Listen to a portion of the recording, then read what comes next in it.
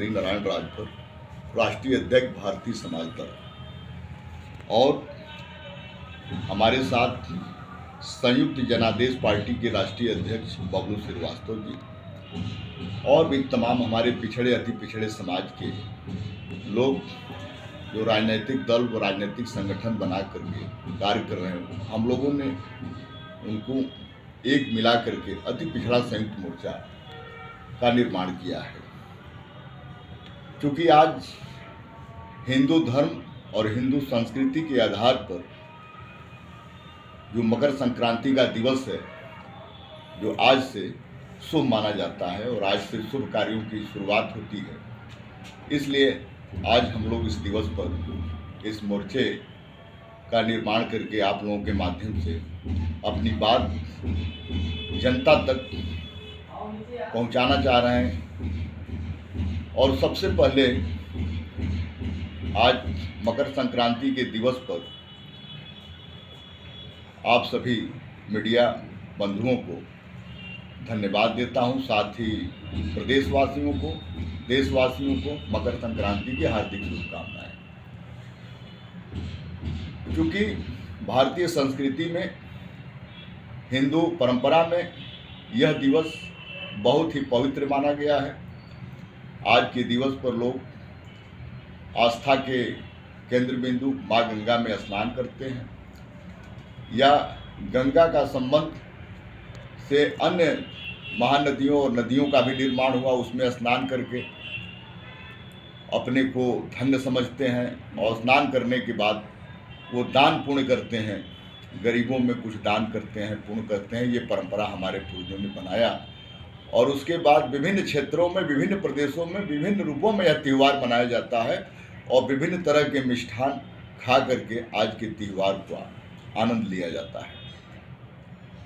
क्योंकि आज के दिवस पर मैं एक विषय पर और भी आप लोगों से चर्चा करना चाहता हूँ। विषय वह है कि हमारी संस्कृति में, हमारे धर्मों में गंगोत्री से चलकर बंगाल की खाड़ी में गिरने वाली महानदी को हमारे पूर्वजों ने माँ गंगा का नाम दिया है, अर्थात गंगा को माँ का दर्जा दिया है।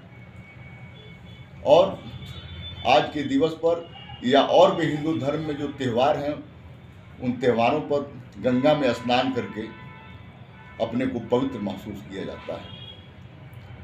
आज मकर संक्रांति के दिवस पर हमको इस विषय पर भी संकल्प लेना पड़ेगा और संकल्प लेने के लिए हम लोग इकट्ठा हुए हैं कि इसका भी अभियान हम लोग जो है प्रदेश और देश में चलाने का काम करेंगे। क्योंकि गंगोत्री से लेकर बंगाल की खाड़ी तक माँ गंगा ने जैसे जैसे अपना धारा प्रवाहित किया, उनके तटों पर हमारे पूर्वजों ने नगरों का निर्माण किया, कई महानगरों का निर्माण किया। आज उसका विकसित रूप हमारे सामने दिखाई देता है। लेकिन समय के हिसाब से हमारी आवश्यकताएं बदली, हमारी व्यवस्थाएं बदली, भौतिक संसाधनों का विकास हुआ और कल कारखाने जैसे तमाम उद्योग धंधे भी स्थापित हुए। और उन कल कारखानों सहित हमारे मानव जीवन में भी बहुत सारी ऐसी चीज़ें हैं जो हमारे प्रकृति को, माँ गंगा को या महानदियों को या नदियों को अपवित्र करते हैं, उनके पवित्र जल को दूषित करने का काम करते हैं। तो आज हम लोग इस पर भी संकल्प लेंगे। और 2027 को लेकर भी कुछ उत्तर प्रदेश सरकार हो चाहे केंद्र की सरकार हो, हम लोग मांग रखेंगे कि इन जब कल कारखाने फैक्ट्रियों का जो कचरा है, जो अपवाद है, उनको माँ गंगा में प्रवाहित न करके उनका एक वैकल्पिक व्यवस्था बनाया जाए, जो हमारे देश और प्रदेश में रहने वाले प्रत्येक व्यक्ति की जिम्मेदारी है।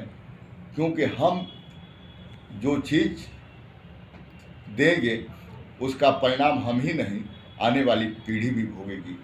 इसलिए हमारी जिम्मेदारी है कि हम पर्यावरण को भी पवित्र रखें, शुद्ध रखें, निर्मल रखें। क्योंकि 2027 को लेकर के आप लोगों ने सवाल किया। देखिए, हर राजनीतिक दल का एक उद्देश्य होता है और भारतीय संविधान में चुनाव प्रक्रिया स्थापित की गई जिसमें राजनीतिक दल महत्वपूर्ण रूप से भागीदार होती है, भाग लेती है। चूँकि हमने महसूस किया कि आज़ादी के 78 वर्षों के बाद भी उत्तर प्रदेश सहित विभिन्न प्रदेशों में निवास करने वाला एक वर्ग है जो आज भी विकास की मुख्य धारा से वंचित है। किन किन मुद्दों पे लेके? वो आर्थिक रूप से बहुत कमज़ोर है, शैक्षिक रूप से बहुत कमज़ोर है, बहुतायत संख्या में निवास करने के बाद भी राजनीतिक क्षेत्र में, आर्थिक क्षेत्र में, व भौतिक संसाधन तमाम जो भी क्षेत्र है उसमें सबसे पिछड़ा हुआ वर्ग है। तो उन वर्गों के विकास के लिए हम लोगों ने ये अति पिछड़ा संयुक्त मोर्चे का निर्माण किया है और हमारा उद्देश्य होगा उनका राजनीतिक उत्थान कराना, उनमें शैक्षिक उत्थान कराना, उनको हर तरह से मजबूत करके विकास की मुख्य धारा में जोड़ना हमारा ये उद्देश्य होगा।